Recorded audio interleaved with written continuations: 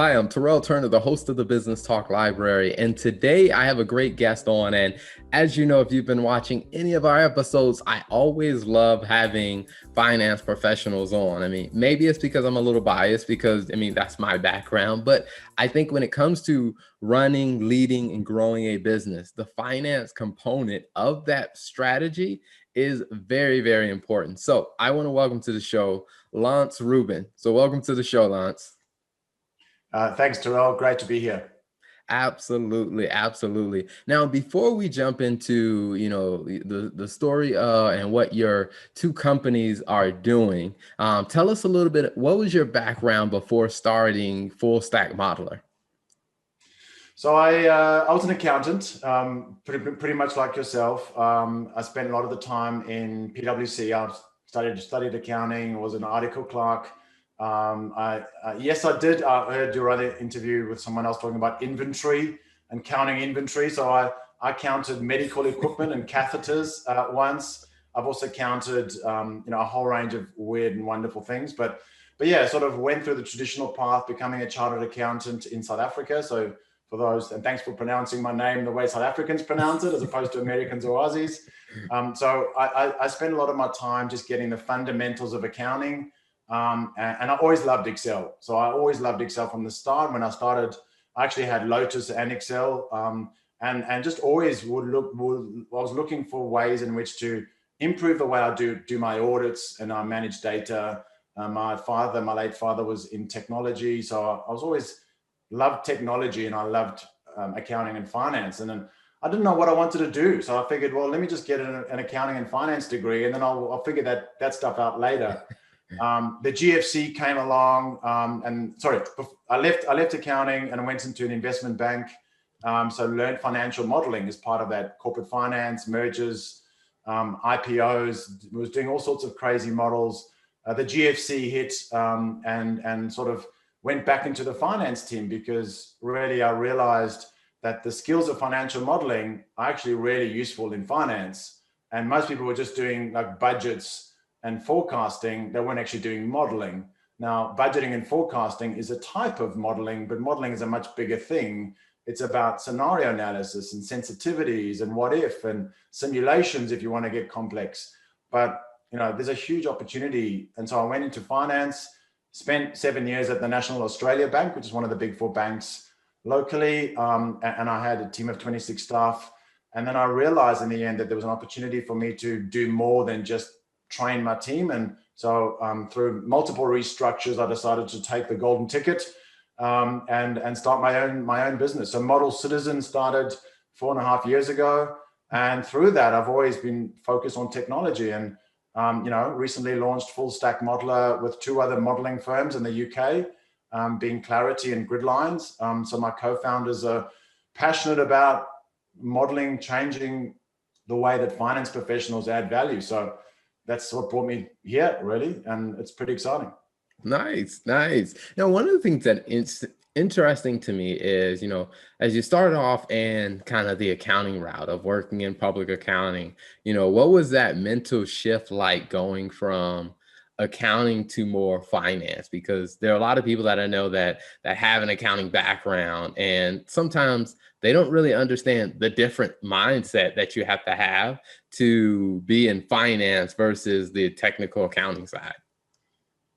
So Terrell, I was very fortunate because I had both. I was an auditor inside the banking sector. So I was auditing banks. So actually finance was part of my audit career. Most other people do accounting in sort of entertainment or technology or other areas which don't cover finance because they cover products and manufacturing and so you don't really touch finance a lot. But because I was in the banking and financial services sector and we were auditing banks, we had to look at loan books. We had to understand derivatives. We had to understand all these complexities around finance, which I guess I always, again, typical accountant, go where the money is. There's lots of money in banking, so I'll go to banking, right? And it's more complex. And I felt, well, I'm going somewhere, it's more complex, I'll get paid more, why not? And I enjoyed the complexity that banking offers. And now with fintechs, and I was a CFO for a fintech startup, Banjo, along that journey, which I skipped.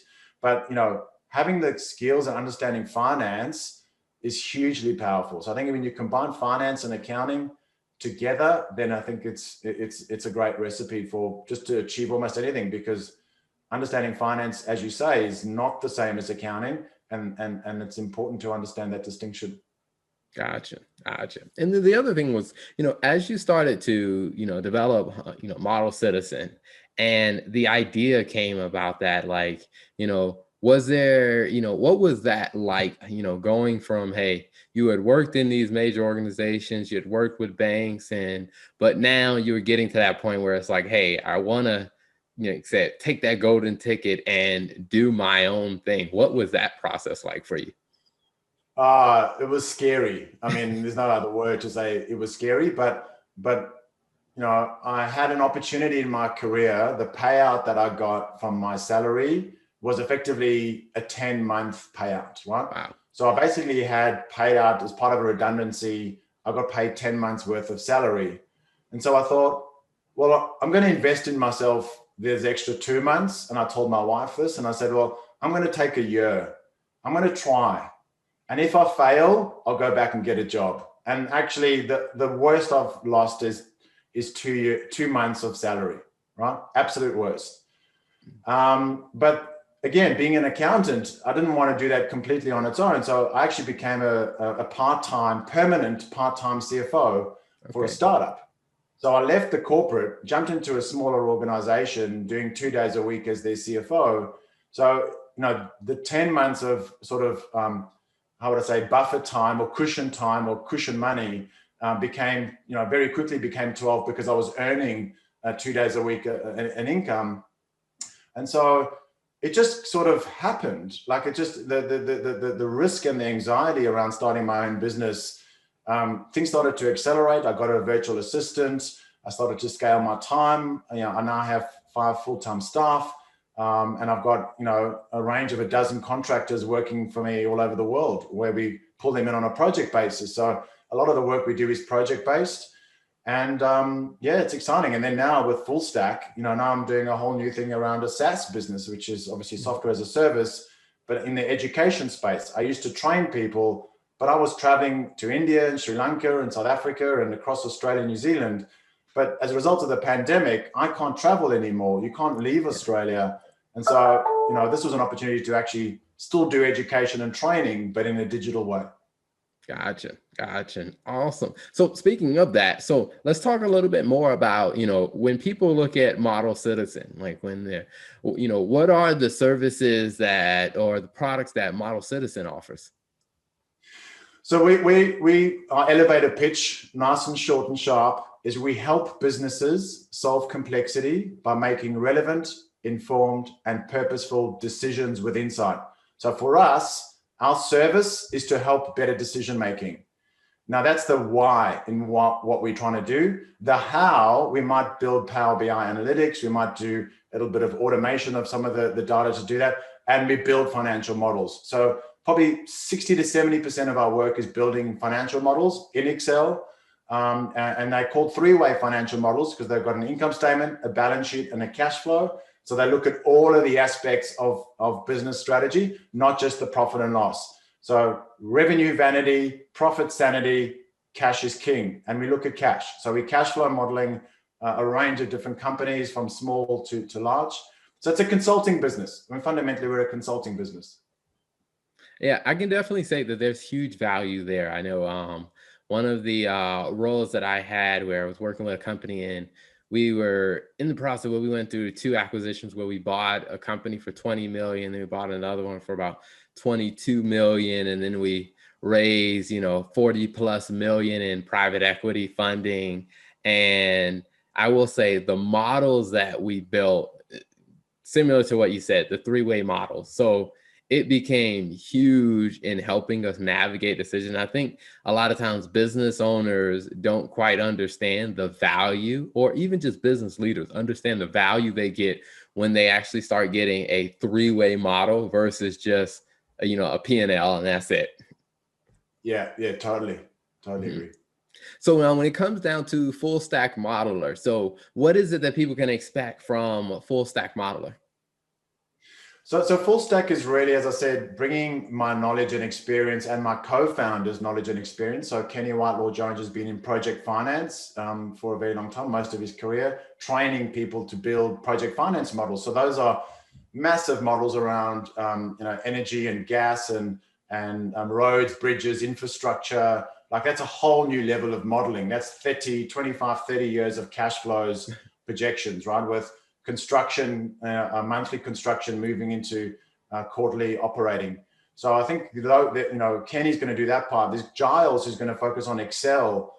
Kenny's also going to help with the advanced financial modeling and financial modeling theory. And then of course I'm going to look at the tech. So people that come into full stack will be able to, firstly, they can be anywhere in their own journey. So it can be anyone from a really basic Excel all the way to a professional financial modeler. So, my father-in-law said to me, why are you training people to do what you do? And I said, look, in the end, there's more demand for the skill of modeling than there is supply at the moment. Not many people know how to do this.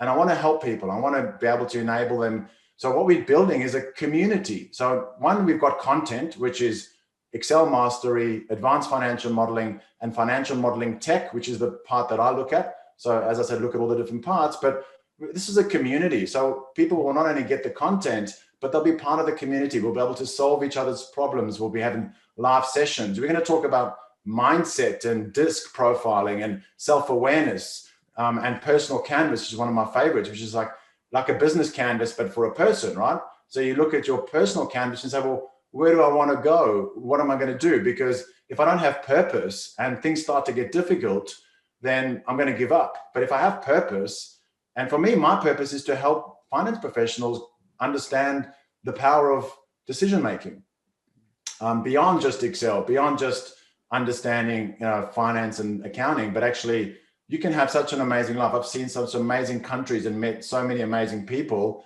as a result of my financial modeling.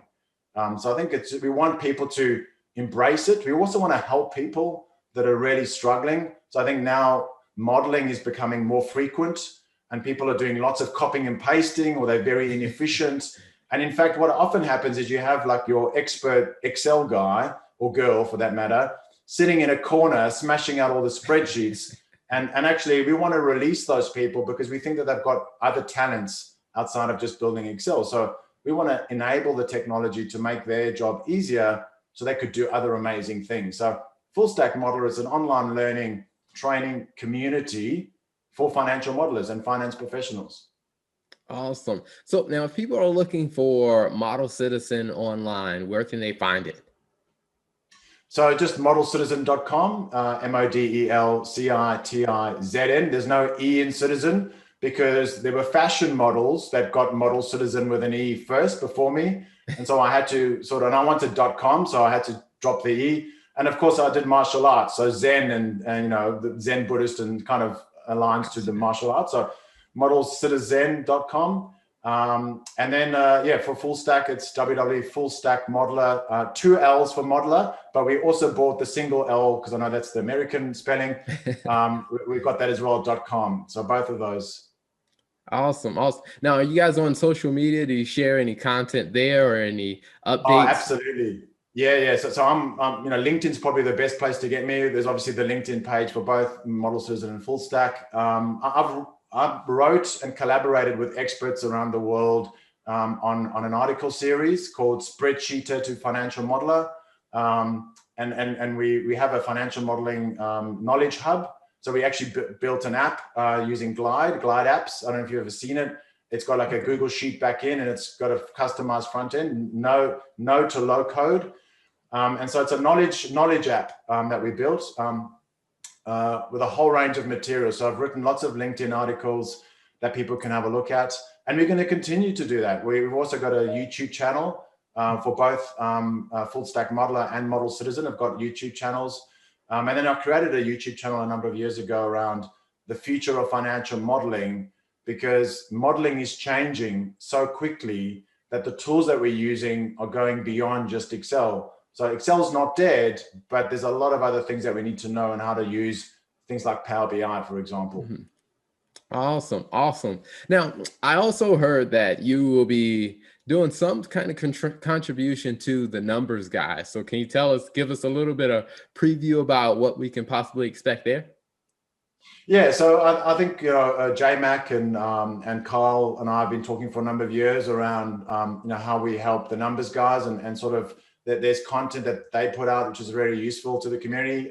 For me, I don't have a big presence in the US, and the numbers guys is part of that. We also do a bit of work with Steve Roswald and CFO University. In fact, he might be a good guest for you to interview one time. So I think, the numbers guys really is a great community where we can also similarly help people that are local. And so the numbers guys is really part of, I guess, my broader ecosystem. When you get into this gig economy world where you have all these sort of collaborations, this is one of those collaborations for Model Citizn, and also now for Full Stack. So the numbers guys is definitely part of that broader ecosystem of collaboration. Awesome. Now, before we wrap up, one question I like to ask every guest that comes on is, when you think about your skill set, you think about, your journey and your process of building two different companies. What's two pieces of advice that you would share with other entrepreneurs? Two pieces of advice. Well, I should have read this one because that's a hard one. I'd say the first one is know your purpose, know your why. Right? I think if you're an entrepreneur or you're building a business and you don't understand or clearly resonate with your why, in the Simon Sinek why, people don't buy what you do, they buy why you do it. And if you're really passionate about your why, then everything else will just sort itself out. I honestly believe that. So if you're clear about what you want to do and why you want to do it, then that's really important. If you're not, and getting a job to get a salary is not a why, that's an outcome, that's a what. So I think people, work in certain fields or, like I started in finance and accounting because of a what? Because of money. Because I said, okay, well, I want to be an accountant. I don't know why I want to do stuff. I don't know why I want to become an accountant. I just want to have a good salary and a good job. And that's what I'm going for. So I think people get into whatever they get into, whatever business or venture they get into for the what, the money or the stat, like that stuff fades very quickly. Gotta know your why. And then I think the key thing is empathy. I think it's a really important part to be as a leader as well when you're building teams or even when collaborating. And look, I'm not perfect, and I've made some mistakes in my life, and recognizing that and actually listening to people and being empathic is important as part of being a leader, but also understanding and navigating that uncertainty. You're going to make mistakes. So what are you going to do? Blame someone else for it, or you're going to take accountability for that? So I think, empathy. Can I throw in a third? Mindset. Yep. So I think mindset comes in all of that, but and particularly a growth mindset. So I'd say, because two is pretty hard to just stick to two. So I always like three-way models. So mindset underpinned by empathy is critical, and of course, know your why. Those three things are critical.